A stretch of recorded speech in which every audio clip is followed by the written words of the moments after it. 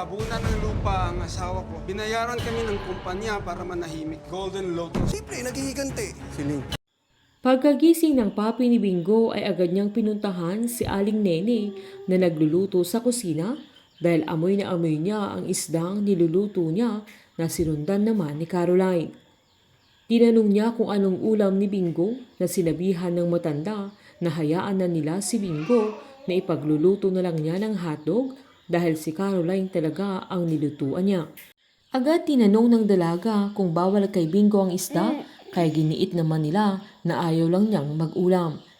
Sinabihan pa ng matanda si Bingo ng damulang na wag nang intindihin ni Caroline na ang mahalaga ay matitikman niya ang specialty niya. Nang kakain na sila ay napag-usapan nila ang pa-birthday party ni Cap na sinaad pa ni Lola Nene na isasama niya si Caroline pero giniit naman ng dalaga na kailangan na niyang umuwi agad. Sakto namang dumating sila Bingo at Snoop na nakakain pa sana si Snoop pero giniit naman ni Bingo na magpapaalam lang sila dahil may pupuntahan silang dalawa na importanteng bagay.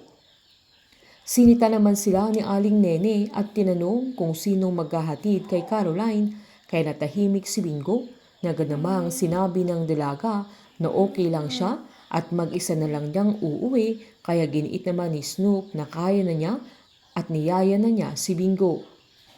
Habang sa pagbalik naman ni Aling Pat sa Binondo ay pinabantayan niya ang tinda niya sa kumari niya para mahanap niya si Caroline dahil nag-aalala siya na alam niyang pinapahanap siya ni Mang Balong kay Felix.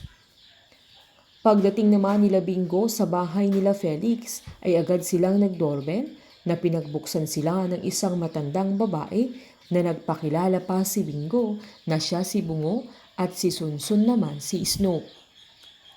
Pinaliwanag nilang mga vlogger sila na gusto nilang mag-vlog habang nag-o-offer sila ng libreng check-up para sa mga tubo nilang luma at may bara na natawa ang matanda na bakit alam nilang may sira ang mga tubo nila.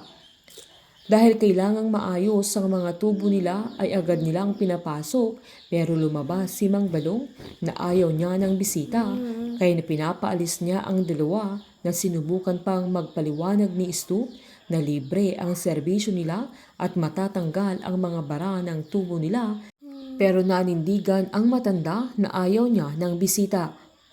Habang nagsasalita si Mang Balong ay nakilala siya ni Bingo na agad niyang tinawag ang matanda sa pangalan niya kaya natulala ito na nagtaka si Snoop dahil magkakilala pala ang dalawa. Dahil dito ay pinapasok sila ni Mang Balong na nagtaka si Bingo na ang laki ng napundar niyang bahay dahil naglalako lang sila sa palengke. Pinaliwanag naman ni Mang Balong na may nangyaring insidente na natabunan ng lupa ang asawa niya na binayaran sila ng kumpanya ng GLC kaya sa pag-uwi nila Bingo ay napagtanto niyang galit ang matanda sa pamilya ni Wilson Chu na pwedeng naghihiganti pa siya kaya nanganganib ang buhay ni Caroline at agad-agad niyang tinawagan ang dalaga na sakto namang sinusundan na siya ng mga tauhan ni Felix. Nang makahalata si Caroline na may mga clowns na sumusunod sa kanya na iba ang mga kilos nila ay sakto namang hinahanap siya ni Aling Pat na sakto nagkabanggaan silang dalawa. Imbes na makakauwi na si Caroline ay hindi ito matutuloy at si Aling Pat at Bingo ang magtatago sa kanya upang hindi siya matuntun ni Felix at Mang Balong.